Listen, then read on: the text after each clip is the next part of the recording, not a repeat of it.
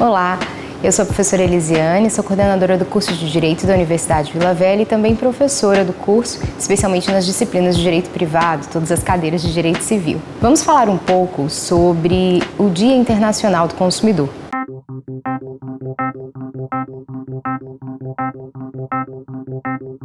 Se tem algo que une a todos, é a natureza de consumidor. Podemos não ser trabalhadores, podemos não ser empresários, mas consumidores todos somos, por essência. E por isso é tão importante a gente entender não só as normas vigentes, mas também a origem dessas normas. Então, no mês de março, a gente comemora o Dia Internacional do Consumidor. E essa data, ela teve início quando, em 1960, o presidente norte-americano John Kennedy proferiu um discurso em que ele apresentava a necessidade de se proteger alguns direitos do consumidor, como informação, clareza, segurança. E desde então, os mais diversos estados começaram a entender e a buscar a implementação desses direitos. No Brasil não foi diferente.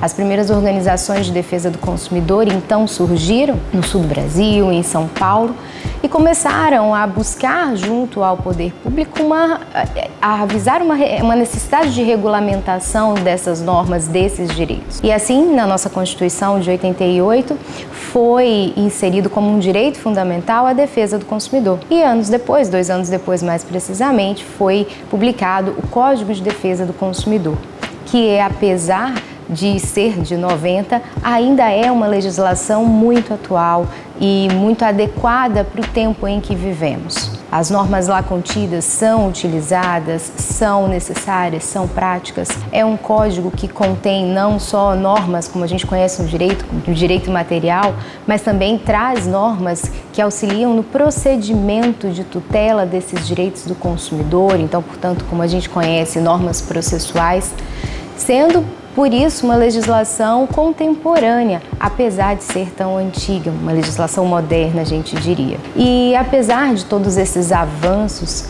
que o direito do consumidor passou nas últimas décadas no Brasil e no mundo como um todo, a gente ainda tem alguns desafios, como é comum, já que estamos diante de relações jurídico-sociais. E se a gente pode destacar alguns desafios, especialmente no direito do consumidor, a gente poderia destacar, por exemplo, o comércio eletrônico, com todas as suas novas modalidades de contratação.